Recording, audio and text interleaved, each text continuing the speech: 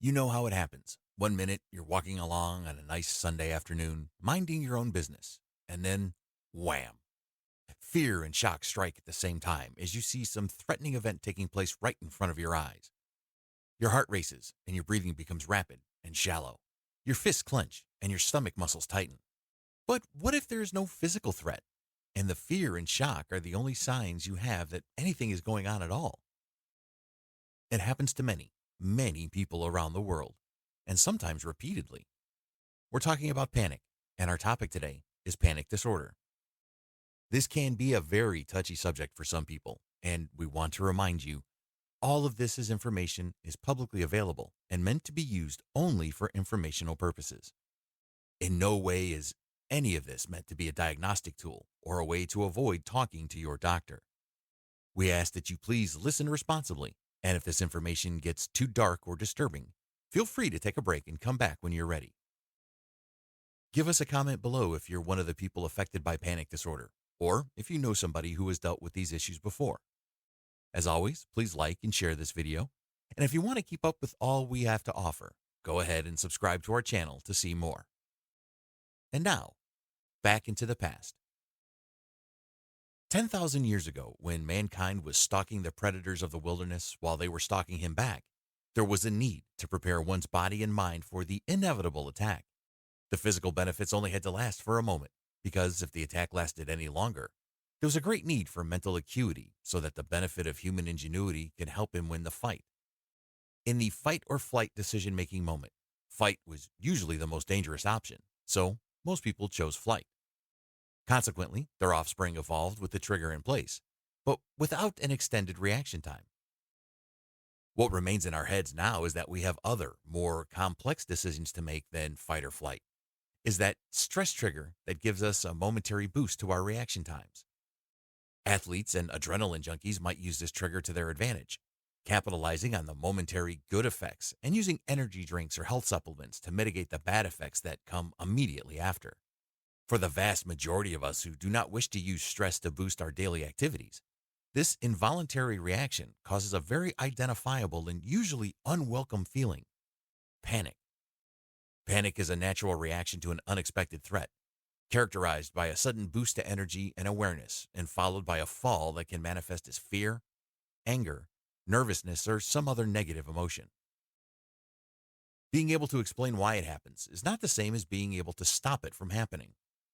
Crisis negotiators or very skilled soldiers might have some training to resist being affected by panic, particularly when triggered by a visible threat, but even they cannot stop it from happening.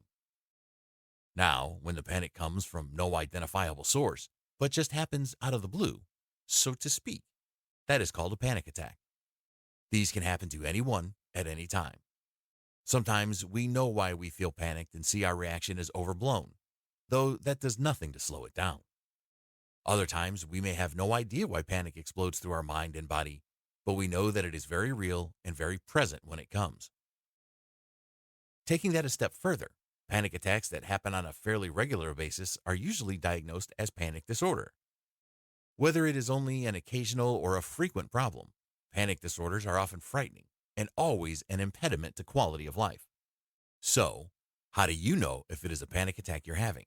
Here are the top most identifiable symptoms: an irrational fear of loss of control or imminent death, a rapid, pounding heartbeat, a shortness of breath or constricting of the throat, sudden chills or hot flashes, again, regardless of the environment, abdominal cramping, dizziness, lightheadedness, or feeling likely to faint, numbness or sudden tingling, usually in the extremities. Panic disorder is relatively uncommon in comparison to other anxiety disorders that might include similar symptoms. According to the National Institute of Mental Health, an estimated 2.7% of U.S. adults had panic disorder in 2022. Women are twice as prone to suffer from panic disorder as men. Of those diagnosed with panic disorder, almost 45% had a serious impairment, meaning that their daily lives were affected by their condition. About 30% had a moderate impairment with only intermittent disruptions, and little over 25% had a mild impairment, which means very little trouble with daily functions. At any age, panic disorder is generally treated with psychotherapy, sometimes in coordination with medication. Every person is different, so every treatment plan might be different. Cognitive behavioral therapy, which can involve a number of tactics to change the perceptions of the person being treated, is most often the first thing a psychotherapist will try.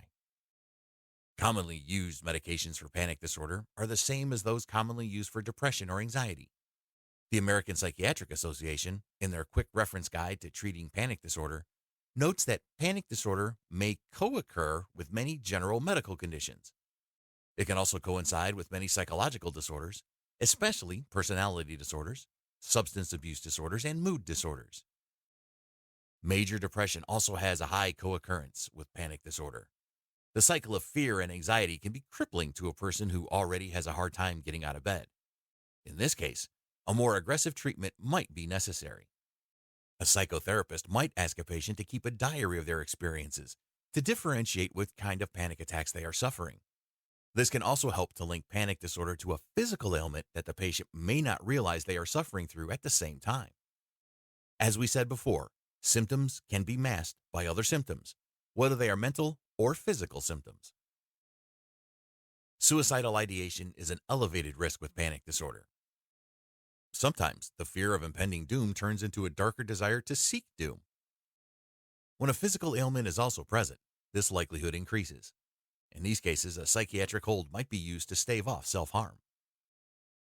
Avoidance is a common issue with panic disorder, so you should realize that if you know somebody that you suspect of being a victim of this debilitating disorder, they might well want help, but be unable to seek it. The worst thing you can do to help somebody is nothing, so don't be afraid to ask if they need help. For yourself, if you suspect that your anxiety is causing panic attacks, particularly if they are sudden and irrational, don't be afraid to reach out to a friend, family member, or trusted advisor in your community. You are never alone, and you don't have to suffer if there is a therapy that can ease your burden. In either case, don't forget to follow up. Sometimes even our worst fears take a backseat to the hustle of life, and we forget that we don't have to suffer. Whether it's you or another person, just take the time to find out if they're okay. If there is a danger posed to yourself or others, please call your local emergency operator, be it 911 or another emergency response service. If there are suicidal thoughts or actions, you can call the National Suicide Prevention Hotline by dialing 988 from any phone, or you can text them at that same number. Take a moment to leave us a comment below, letting us know your experience with panic attacks, or if you or somebody you know has been diagnosed with panic disorder. Also, like and share this video if you gained something from it.